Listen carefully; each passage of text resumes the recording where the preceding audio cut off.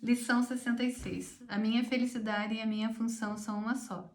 Certamente tens notado em todas as nossas últimas lições uma ênfase na conexão entre o cumprimento da tua função e a realização da felicidade.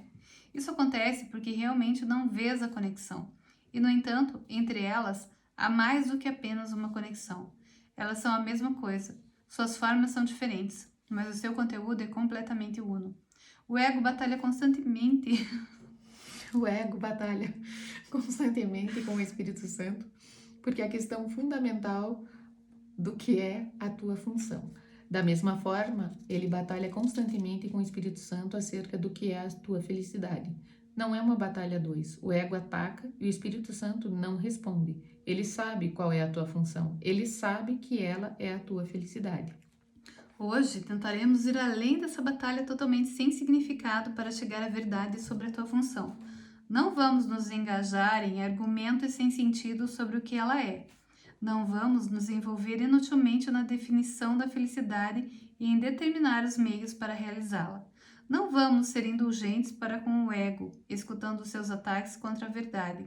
Vamos nos contentar simplesmente por podermos descobrir o que é a verdade. Hoje, o nosso período de prática mais longo tem como seu propósito a tua aceitação do fato de que não só há uma conexão muito real entre a função que Deus te deu e a tua felicidade, mas que elas são, de fato, idênticas. Deus só te dá felicidade, portanto, a função que Ele te deu tem que ser felicidade, mesmo que pareça ser diferente. Os exercícios de hoje são uma tentativa de ir além dessas diferenças aparentes e reconhecer um conteúdo comum aí onde ele existe na verdade. Começa o período de prática de 10 a 15 minutos revisando estes pensamentos. Deus só me dá felicidade. Ele me deu a minha função. Portanto, a minha função tem que ser felicidade.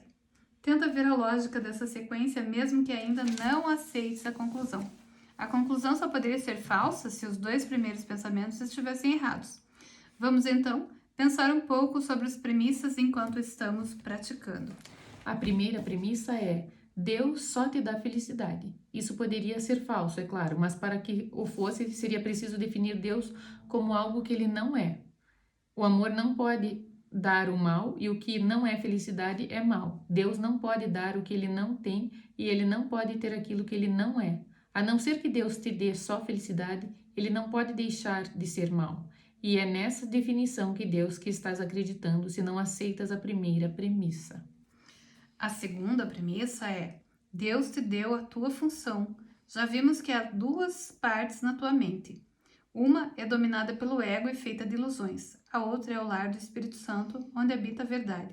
Não há outros guias além destes entre os quais escolher, e não há outras consequências possíveis como resultado da tua escolha senão o medo, que o ego sempre engendra, ou o amor que o Espírito Santo sempre oferece para substituí-lo.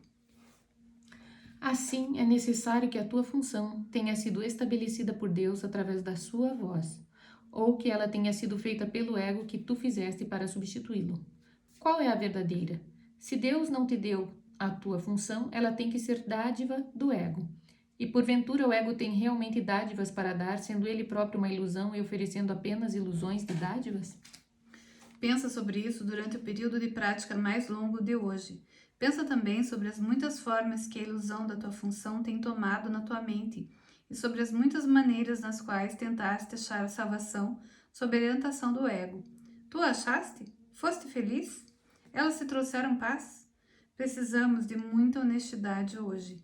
Lembra-te com equidade dos resultados e considera também se algum dia foi razoável esperar a felicidade a partir de qualquer coisa que o ego jamais propôs. No entanto, o ego é a única alternativa para a voz do Espírito Santo. Escutarás a loucura ou ouvirás a verdade. Procura fazer essa escolha ao pensar nas premissas sobre as quais se baseia a nossa conclusão. Nós podemos compartilhar essa conclusão e nenhuma outra, pois o próprio Deus a compartilha conosco. A ideia de hoje é mais um passo gigantesco na percepção do que é o mesmo como o mesmo e do que é diferente como diferente. De um lado estão todas as ilusões, do outro lado está a verdade. Hoje, procuremos reconhecer que só a verdade é verdadeira. Nos períodos de prática mais curtos, que hoje teriam o máximo proveito se fossem empreendidos 2 vezes por hora, sugerimos essa forma de aplicação.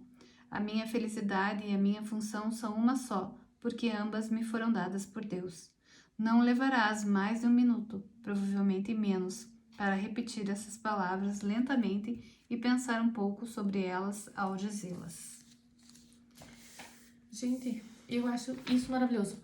Só a verdade é a verdade. Você está preocupado com alguma coisa que pode mudar?